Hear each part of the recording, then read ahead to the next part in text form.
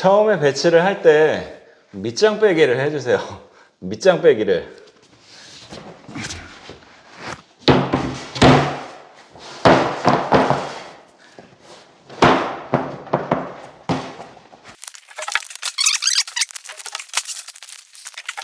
밑장을 살짝만 빼주면 이렇게 수납 공간이 생기거든요. 지금 저는 한 15cm 정도 빼줬어요. 뭐 이런 가이드라든지 본드 같은 거 충분히 수납을 할 수가 있죠. 이게 좀 좁을 수도 있어서 욕심 부리시는 분들은 수납 공간 많이 확보한다고 많이 빼는 경우가 있어요. 지금 거의 한 28cm 정도 뺐는데요. 근데 여러분 이렇게 많이 빼놓으시면 수납은 편할지 몰라도 실질적으로 제가 이걸 작업하는데 이 간격이 너무 넓어져서 좀 불편해요. 예를 들어 뭐 체크를 하더라도 저 먼 쪽에 있는 거는 너무 불편해 보이죠. 이런 식으로.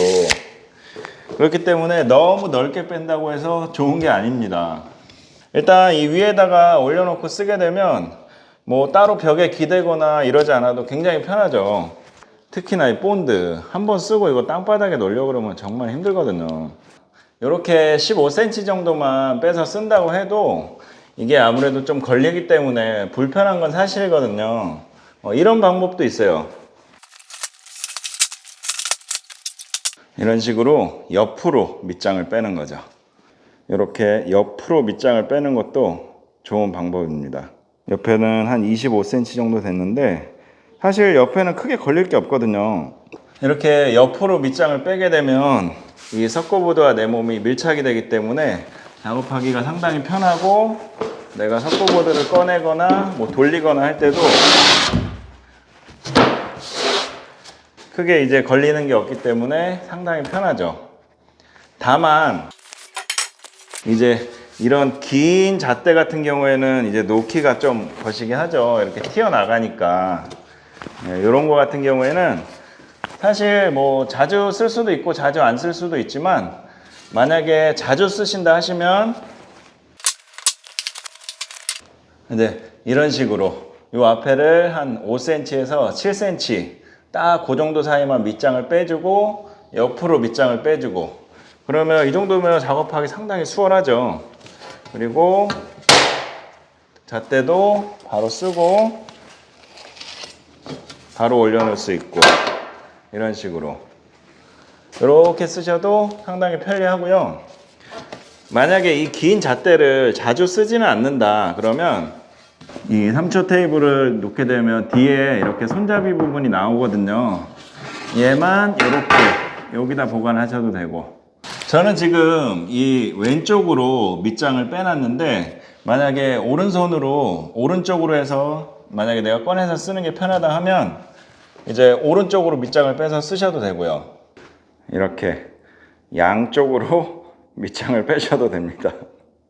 오른쪽은 자주 쓰는 본드 같은 거 좀 오른손잡이는 아무래도 오른쪽이 좀 편리하니까 오른쪽은 본드 올라갈 정도만 해서 밑장을 빼주고 커팅 가이드라든지 직각자 그 다음에 타공할 때 해머드릴 같은 거 이렇게 배치하시면 좀 더 편하게 쓰실 수 있죠.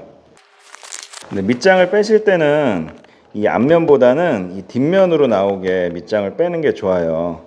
왜냐하면 이 본드가 이렇게 무심코 던져서 놓다 보면 본드가 이렇게 잘 묻거든요. 근데 앞면에 묻게 되면 아무래도 지저분한데 뒷면에 묻게 되면 사실 가려지니까 크게 관계가 없잖아요. 그래서 웬만하면 밑장은 이렇게 뒷면으로 빼주는 게 좋죠. 디월트 3초 테이블을 이런 식으로 배치하시면 이 밑에 공간도 좀 짜투리로 수납할 수 있는 공간이 나와요. 섞고 자르고 남은 자투리인데 바로 다음에 또 쓸 일이 있다 그러면 이 밑에다 또 보관할 수가 있죠. 이런 식으로 이렇게 밑에도 수납할 수 있는 공간이 나와요. 다리 사이로 이제 수납을 하는 거죠. 이 합법적인 밑장 빼기 어떠신가요?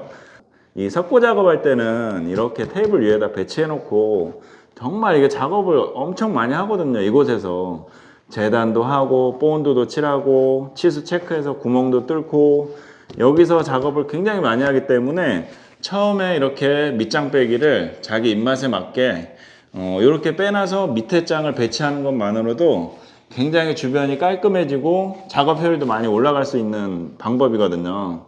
밑장 빼기 방법을 현장에서 응용하셔서 써먹으셨으면 좋겠습니다.